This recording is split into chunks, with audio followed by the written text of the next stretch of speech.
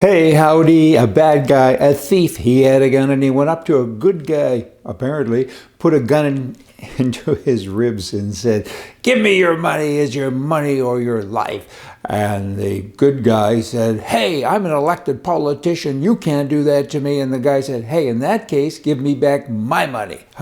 Kind of tells the story, doesn't it? Politicians and people, they drive you crazy. And I got to say, there's a political competition going on today between the right and the left. That would be socialism, which is really, communism is socialism in a hurry, right? But we're going to call it liberalism, socialism. Those words have all kind of intertwined now today, but there's a competition between that, call it liberal, and capitalism. I want to share with you some valuable information. You know all of this stuff already. I ain't teaching. I'm just telling you what you already know, right? It's stuff that we always have to be refreshed on so we can go out and fight the battle every day because we need to. There ain't nobody else doing it, so it's got to be us, a socialist model. Both sides have successes in branding, I guess, their side to other people, and each side thinks that the word is coming from the other side is evil. And I know that their side is, ours is not. So you have the capitalist model and the socialist model. Which one is evil? Let's check it out. The socialist model. High taxes, big regulation, big red tape, less opportunities, less freedom, big government, and you're only entitled to an opinion if it matches their opinion. That'd be the left. That's the liberal side. The capitalist model is low taxes, low regulation, less red tape, more opportunity, more freedom, and small government. Pick one. Which one is evil? It's not hard to do, I don't think.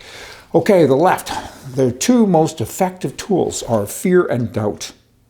It works, right? Lies create doubt, lies create fear.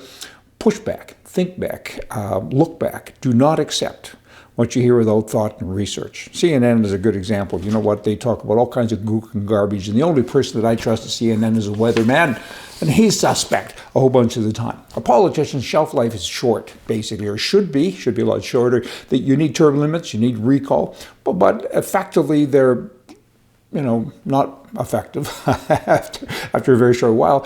Politicians go to Washington, D.C. to change it. They go to Ottawa, Canada to change it. They go to London, England to change it. But guess what? Those cities, they change them instead. I've seen it a lot. I've known a lot of politicians in my time. And they go in kind of, reasonably poor and they come out reasonably rich. What's up with all of that? I mean, if you go back to that best before date, kind of sounds like food talk. That would imply that if you wait too long before you leave the shelf, you turn bad. You get rotten. And politicians, so many are rotten. And they don't help the people anymore, and that needs to change. And how does that change? You need better people, maybe, kind of, sort of. You need new things. Think about that. In Canada, the NDP, that stands for New Democrat Party, as opposed to the Democrat Party in the U.S., they're both code for liberalism, socialism, that's what it is, right? But you have a woman there. She is the NDP critic for women and gender equality. Quite a title. And she says that, hey, all of these attacks that are going on with journalists, they're terrible and they stem from white supremacy and the rise of right-wing nationalism. Of course.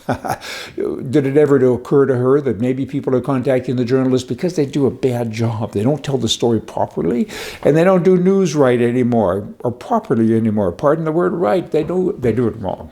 Most of them do. And in Canada, where this woman is from, the press is owned by the government, indirectly or directly. I think it's about $60,000 per press person per year that is given by the taxpayer, right? And by the Liberal government. And so, of course, they do what the Liberals say and take a test on all of these people in journalism. And they're bad folk. They don't talk about things properly. They condemn. Look, when Trump was running and then when he actually was president, the press in Canada, they just tore him apart all of the time. It wasn't news, it was opinions, and what they were really doing is trying to get into your head to make sure that you understood that everything that he stood for was bad. Back to this woman. Several journalists have now received hateful and threatening emails from right-wing Canadians.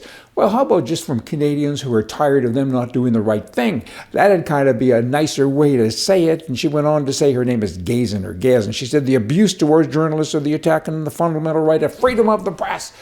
You're an NDP person. You're not even a liberal. You're a socialist on steroids. And guess what? Freedom. That word isn't in your dictionary. Oh, I guess it is, actually. I messed up there because it is, as long as it applies to her and people in her immediate circle. It does not apply to you and me. That is socialism. That is stupidism. That is craziness, and we got to fix that. We got to push these people out of. We don't want to read about people like that, because our freedom is of no matter to them.